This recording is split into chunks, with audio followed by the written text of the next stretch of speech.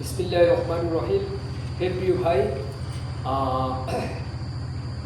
অনেক মানুষ ধারণা করে যে ইসলামে রাজনীতি নেই।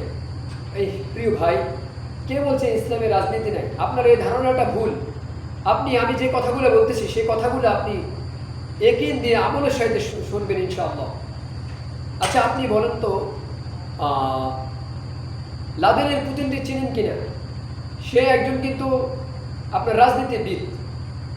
এমনকি বাইডেন রাজনীতিবিদ, ওবামা রাজনীতিবিদ কিনা?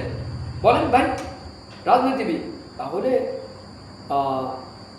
বঙ্গবন্ধু ছিল রাজনীতিবিদ, এমনকি এরশাদ সাহেব ছিল রাজনীতিবিদ। তো রাজনীতিবিদ তারা থাকে, খালেদা জিয়া রাজনীতিবিদ।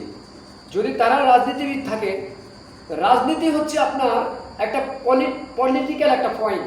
এটা একটা অন্যরকম একটা শক্তি, একটা পলিটিক্যাল পয়েন্ট। আপনি একটা সরকার গঠন করলে সরকার আল্লাহ দ্বীনের উপরে চলবে। আল্লাহ তো বলছেন ইন্না দ্বীনা ইনদাল্লাহ, যে আমি তোমাদেরকে দ্বীন ইসলাম দিছি, তোমরা দ্বীন ইসলাম অনুযায়ী চলবা, এমনকি আমার দ্বীন কায়েমের জন্য চেষ্টা করবা ইনশাআল্লাহ। হয় আপনাকে ছাড়া বা আমাকে ছাড়া দ্বীন বিজয় হবে ইনশাআল্লাহ। ভাই, আমাকে নিয়ে হবে না আমাকে ছাড়া হবে, না আপনাকে নিয়ে হবে বা আপনাকে ছাড়াই হবে, কিন্তু আল্লাহর দ্বীন জমিনে কায়েম হবে।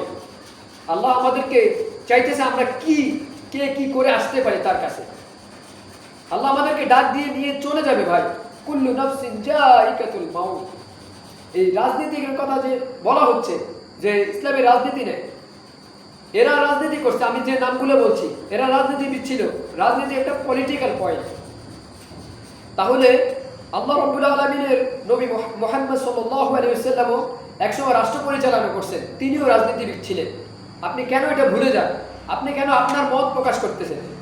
আল্লাহ রাসূল সাল্লাল্লাহু আলাইহি ওয়াসাল্লাম তিনি রাষ্ট্রপ্রধান ছিলেন, আর আল্লাহ দ্বীন জমিনে কায়েম করছেন।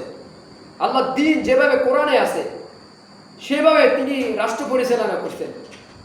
তো তিনিও রাজনীতিবিদ ছিলেন। আপনি বলতেছেন শুধু মসজিদের রাজনীতি থাকবে, এই ধারণা আপনার ভুল ভাই। যেহেতু বারাক ওবামা ছিলেন রাজনীতিবিদ, লাদেনের পুতিন রাজনীতিবিদ, শেখ হাসিনা রাজনীতিবিদ, খালেদা জিয়া রাজনীতিবিদ, তারেক রহমান রাজনীতিবিদ, সেরকম মুহাম্মদুর রাসূলুল্লাহ সাল্লাল্লাহু আলাইহি ওয়াসাল্লাম রাজনীতিবিদ। কিন্তু তিনি রাজনীতি করছেন এটা যে তিনি দ্বীনকে প্রতিষ্ঠিত করছেন, আর আমাদের সকলের টার্গেট দ্বীনকে প্রতিষ্ঠিত করা। এখন আমরা মতামত বেছে নিছি। ভাই, আমার কথাগুলো আকল দিয়ে চিন্তা করবেন, বিবেক দিয়ে চিন্তা করবেন, রাগ করবেন না ভাই। এটা রাগ করার কোনো কথা না। আল্লাহ যেন আমাদের সকলকে সহিহ বুঝ দান করেন, আমিন।